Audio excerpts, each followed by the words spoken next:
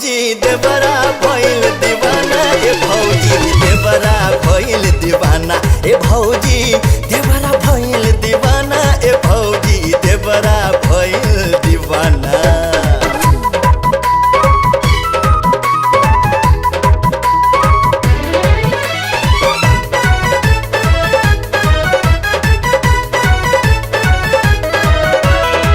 अपने जैसन सुनर दुल्हन से रिश्ता जोड़वा दाना, हमरो ब्याह करा दाना, बैंड बजा बजवा दाना।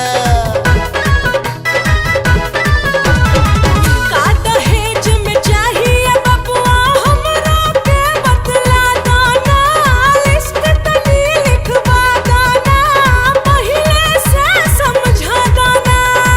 दू कपड़ा में लईकी चाही, दू कपड़ा में लईकी चाही, ना चाही कोनो खजाना, ई तोहर देवरा भइल दीवाना। ए जी समझलू, ई तोहर देवरा भइल दीवाना, ए मैडम देवरा भइल दीवाना, ई तोहर देवरा भइल दीवाना, बलम जी देवरा भइल दीवाना।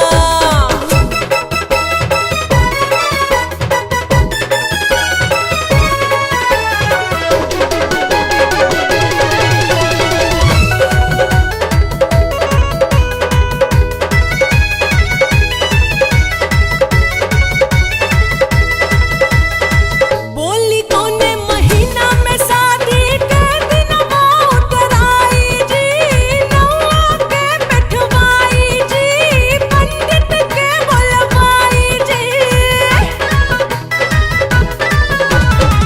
जबले बाप न बेटी के अपना हमरा के देखलाई जी, समझ में कैसे आई जी, कैसे बात बुझाई जी।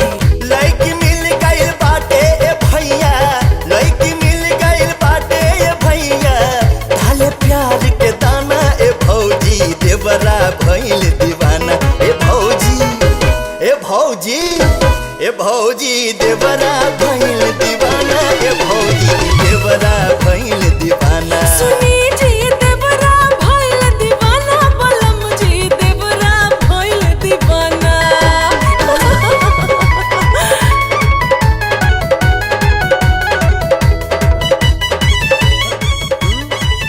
रुक कहेंगे लारे और नाचा ना। कहा भैया।